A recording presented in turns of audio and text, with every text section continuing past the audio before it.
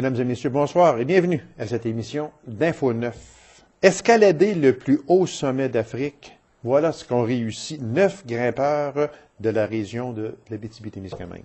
J'ai à mes côtés un de ces grimpeurs, M. Richard Plante. M. Plante, bonsoir. Bonsoir.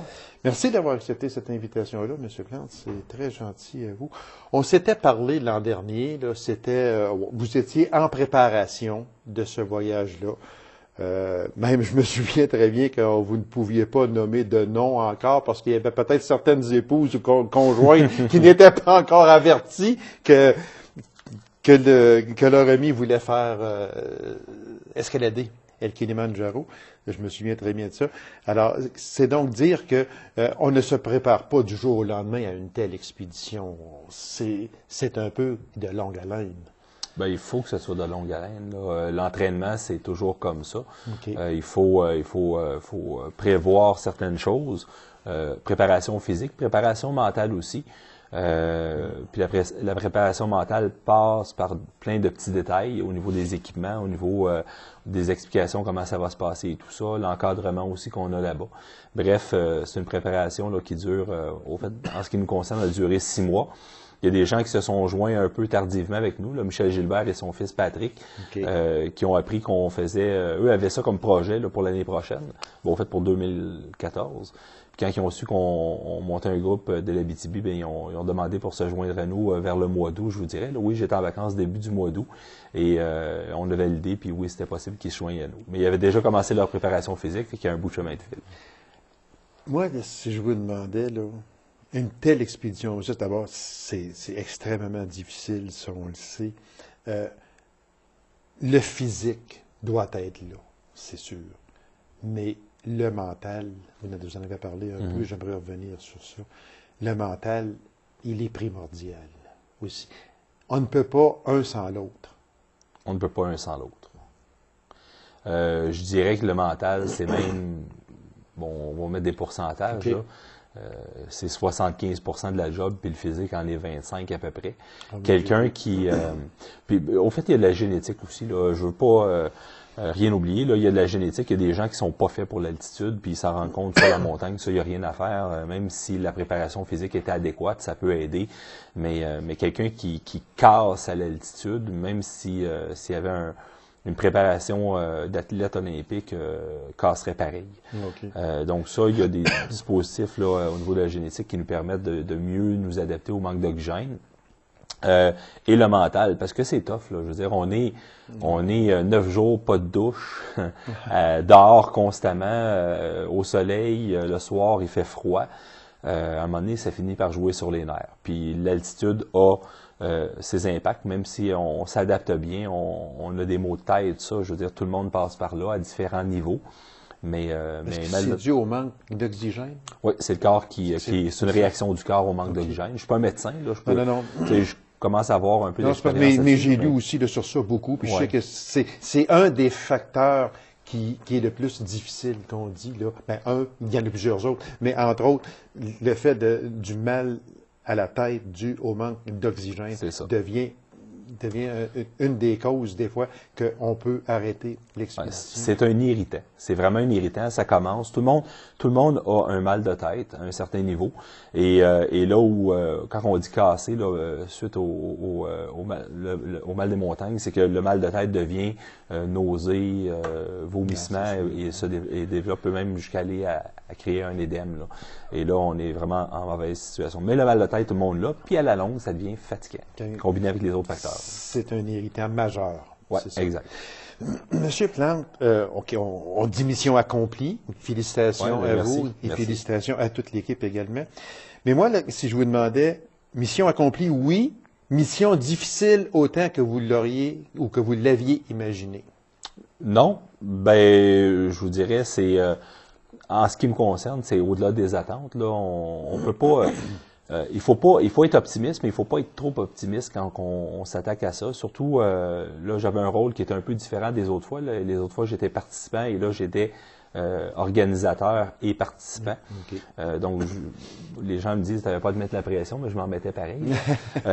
Puis mes anticipations étaient qu'on aurait eu plus de difficultés que ça à atteindre le sommet, mais là, ça s'est bien concrétisé. Donc, tout le monde a pris ça au sérieux, tout le monde s'est bien préparé mentalement, physiquement, à faire l'ascension.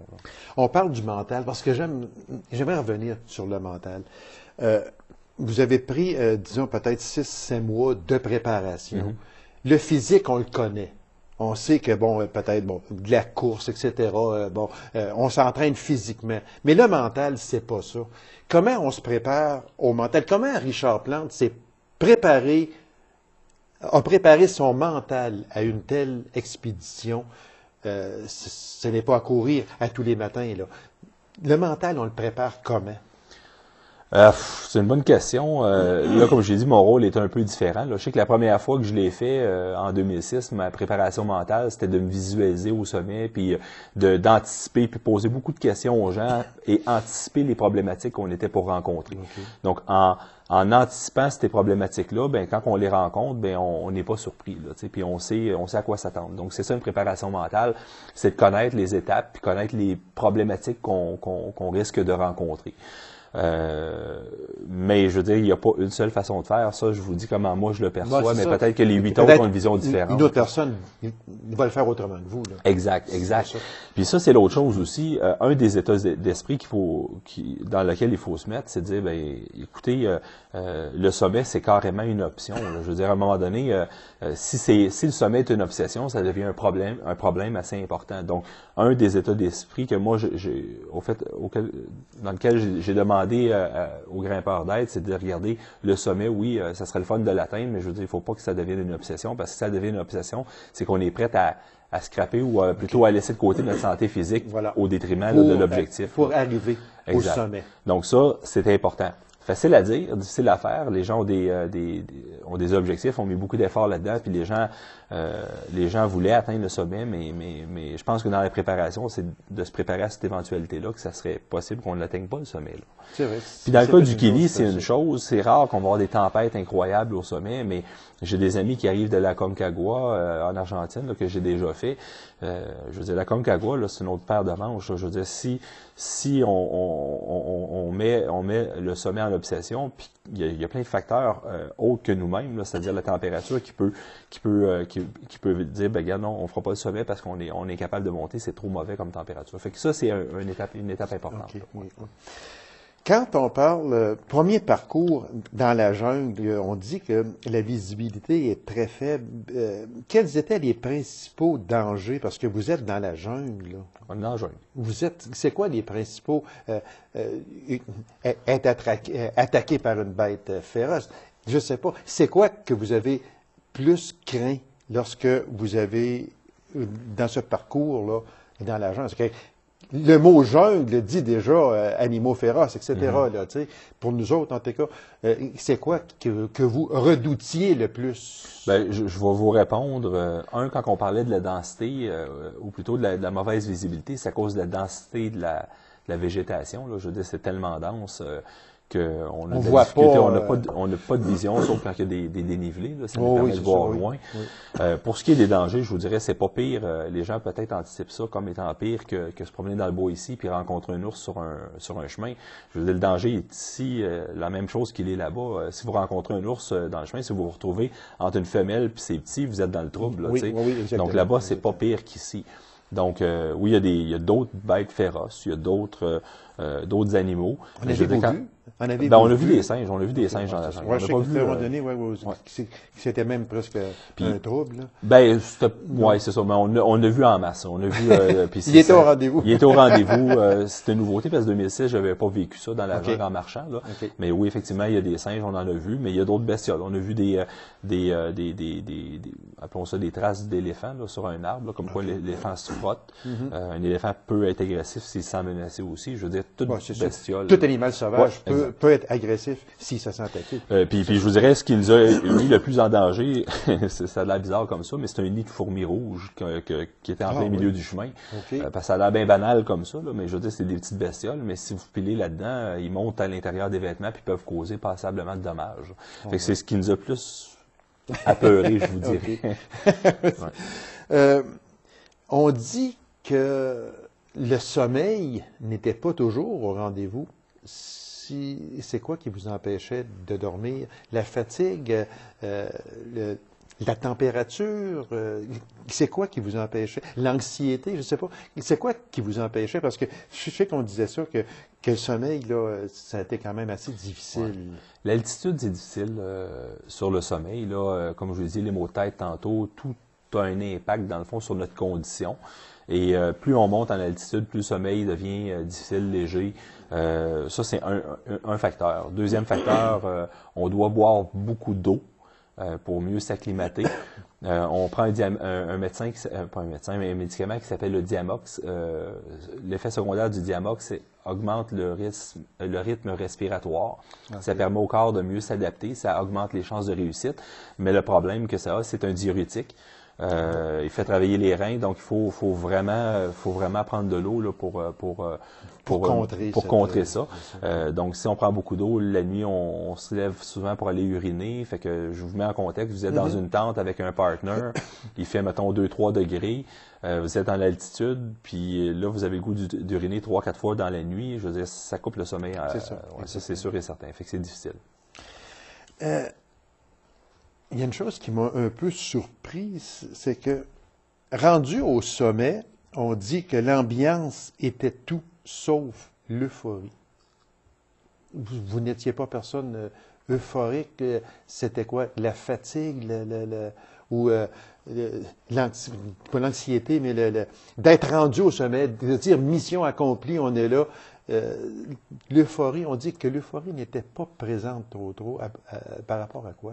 Bien, encore là, c'est partagé. On est 9. Il y a des gens qui vivaient un peu plus d'euphorie que d'autres, mais c'est difficile, là. On se lève à 4h30 du matin, après avoir dormi légèrement, là, okay. À cause du froid, à cause des autres facteurs que je vous ai mentionnés tantôt. Donc, on se lève tôt le matin, on part à l'alarme frontale vers 5h30, dans le froid. Puis on atteint le sommet, je vous dirais, vers 1h, 1h30 l'après-midi. Fait que faites votre calcul. Oui, c'est de la montée tout le long, là. C'est tirant, c'est prenant.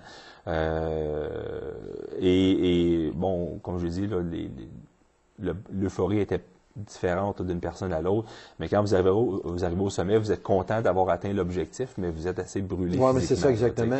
La fatigue extrême est là. C'est ça. Puis là, on prend quelques photos et tout. Puis ce qu'on sait, c'est que, bon, il faut redescendre. Là. Il faut revenir au camp. Ben, c'est ça. Puis on dit que la descente, pour quelques-uns, s'est avérée très difficile. Pourquoi? Ouais. La montée, c'est, comme je l'ai dit, l'adaptation au manque d'oxygène. Oui. C'est les difficultés liées à l'altitude en général. La descente, c'est l'inverse. La descente, c'est pas un problème d'altitude. On regagne de l'altitude, oui, donc on est bourré d'oxygène pour faire face à, dans le fond, on est bourré de nous-mêmes d'oxygène, puis on regagne de l'oxygène en descendant. Par contre, c'est physique. C'est beaucoup plus physique. La montée ne l'est pas, mais la descente, elle l'est. Donc, quand vous descendez pendant 3 ou 4 heures de temps, les orteils tapent dans le fond, les orteils frottent sur le dessus des bottes, ça peut créer des ampoules, les genoux mangent des coups, les cuisses chauffent, brûlent. Donc là, c'est une problématique différente de quand on fait la montée. Puis, il y a des gens, bon, en ce qui me concerne, c'est correct, là, mais il y a des gens qui ont des problématiques de genoux, fait qu'à un moment donné, l'absorption cause des problèmes au niveau des articulations, les genoux, les hanches et tout le reste du corps aussi. On dit que le manque d'oxygène a été vraiment, c'était flagrant. Est-ce que c'était, disons pour vous, pour Richard Plante, est-ce que c'était le principal inconvénient? Ou bien non, quel était pour vous le principal inconvénient de cette... L'altitude est toujours le principal inconvénient. Okay. Parce que le corps n'est pas habitué à ça. Parce que le corps n'est pas habitué. Puis en ce qui me concerne, c'est ma 3e haute montagne, oui. Si on peut dire. Oui. Puis donc je suis acclimaté, pas acclimaté, mais je suis habitué de vivre ça. Mais c'est encore difficile. C'est tirant, c'est prenant, les maux de tête sont fatigants. Fait que c'est, oui, effectivement, la problématique la plus difficile à rencontrer. Là.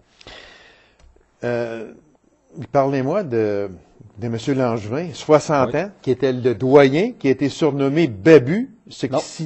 Non, je vais vous corriger si vous me permettez. Oui, regardez-y. C'était le second doyen. Le doyen était André Gaudreau. Ah, OK. André Gaudreau, OK. qui était... On m'a induit en erreur. Le babou. C'est pas grave. Un petit peu plus âgé. OK. Je veux pas le vieillir, là, mais je vous dirais 61. OK. Le babou veut dire grand-père sage là-bas. Ce qu'il faut comprendre, c'est que l'espérance de vie en Tanzanie est de 58 ans. Fait qu'un 61 ans, c'est au-delà de la moyenne, là. C'est un vénérable. Ouais, Exactement. Fait que c'est ça. André était le babou, puis on disait Junior Babou à Gilles qui venait, ouais, effectivement, d'avoir 60 ans. Parce que à 60 ans, 61 ans, escalader le Kilimanjaro, il faut le faire. Ouais, ça prend du caractère, puis ça prend de la préparation. préparation. Oui, le mental, beaucoup, là. Le mental, il l'avait. Ça, il n'y a pas trop. La préparation physique, il s'était préparé, on le voyait au gym. Là, puis, Et parlez-moi de vos guides. Ah, c'est quelque chose, des guides. C'est vraiment quelque Essentiel. chose. Ils sont essentiels. Puis la compagnie avec laquelle on fait affaire, moi, c'est la deuxième fois que je monte avec eux, puis je n'envisagerais pas une autre compagnie. Okay. Les guides sont humains, sont professionnels, sont organisés. Je vous dirais, ils nous ont apporté beaucoup de joie, de bonheur, des chants africains. Ça a un impact sur... ça a un impact sur le bonheur, sur le bonheur des grimpeurs, je peux vous le confirmer. Ah oui? Ouais, OK. C'est sûr que vous avez amassé des dons. Oui. Qui se situent à quel montant et vous les avez remis en entier? Oui, les dons ont été remis à la Fondation Dr Jacques Paradis, qui est la fondation hospitalière à La Sarre. Oui. Et on parle d'environ 53 000 qui ont été remis sur un objectif principal au départ d'environ 25 000. Eh, mon Dieu. Alors, c'était une félicitation à vous. Hein? Félicitations à vous et à toute l'équipe. Puis d'avoir remis ces dons-là à la Fondation Dr Jacques Paradis. On sait que cette fondation-là, on en parle, puis je reçois beaucoup de personnes ici qui s'impliquent dans cette fondation-là. Elle est essentielle dans le domaine de la santé. Alors, félicitations surtout à vous et à toute l'équipe d'avoir aussi escaladé Kilimanjaro et d'avoir remis cet argent-là pour une cause qui est vraiment essentielle chez nous. En terminant, ça a cimenté beaucoup d'amitié. Oui, effectivement. Puis, on a fait un souper-conférence il y a de ça environ 2 semaines. C'était la première fois qu'on se revoyait toute la gang ensemble. Oui, okay. Exact. Je vous dis 2 semaines, le 18 janvier. Okay. Puis, veut pas, on sent que des liens se sont tissés à très long terme. On va réorganiser d'autres activités là, post-ascension. On va refaire la Transquéquéco cet hiver en raquette. Puis on va inviter toujours le groupe à participer à cet événement-là. Monsieur Plante, merci infiniment. Puis félicitations encore à vous et à toute cette équipe de grimpeurs. Puis merci d'avoir donné cet argent-là à une si grande fondation qui est la Fondation Dr Jacques Paradis. Et je vous remercie d'avoir accepté cette invitation-là aussi. Puis on se dit à une prochaine expédition. À une prochaine, il y en aura d'autres. Il y en aura sûrement d'autres. J'ai pas de plan concret, mais ça va venir. J'en suis persuadé. Monsieur Plante, merci beaucoup de votre présence à cette émission. Merci à vous. Alors, mesdames et messieurs, courte pause, on vous revient immédiatement après. Restez avec nous.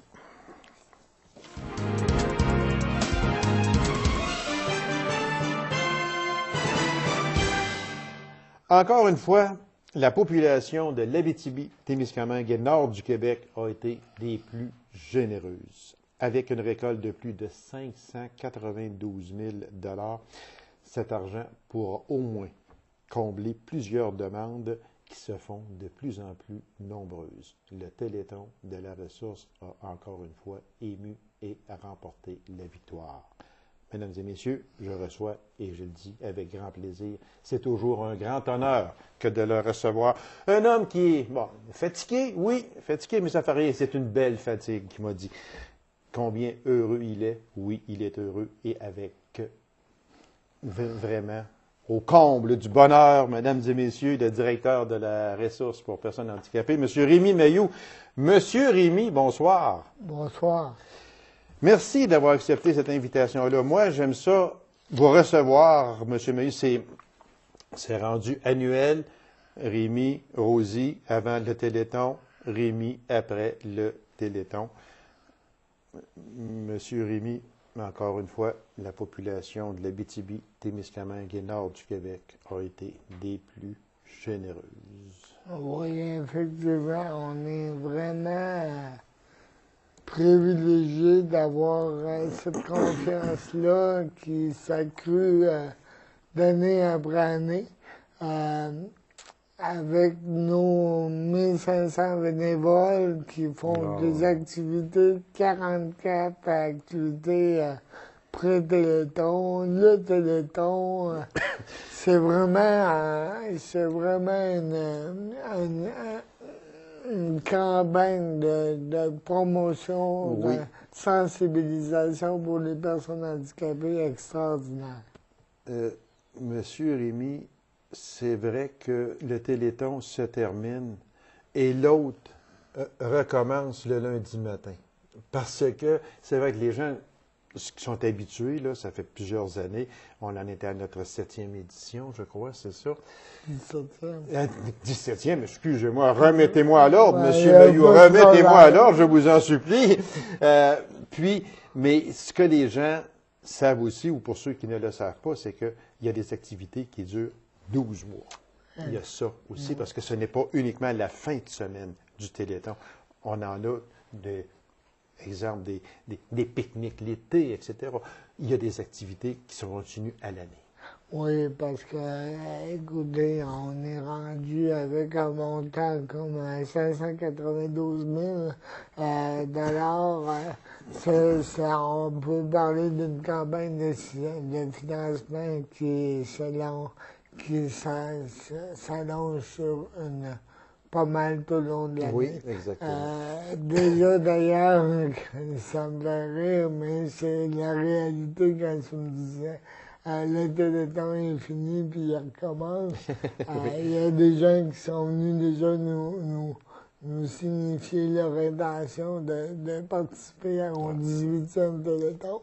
Ça, je dois avouer que c'est rassurant à quelque part parce que on a l'impression de recommencer une roue, mais tellement une belle roue, quand tu vois les résultats, puis aussi les résultats pas juste financiers, mais les résultats humains, puis le bien-être qu'on fait, moi je pense juste au rayon de soleil qu'on va mettre dans les yeux du monde. Ah mon Dieu, oui. C'est vraiment extraordinaire, puis j'ose croire encore que c'est le travail que l'on fait au bureau avec les intervenants du réseau de la santé que l'on fait pour répartir cet argent-là pour en donner et au plus possible au monde qui en a besoin. Voilà. Rémy, quand on regarde ça, moi je vous ai vu sur la scène lors du dévoilement du montant final.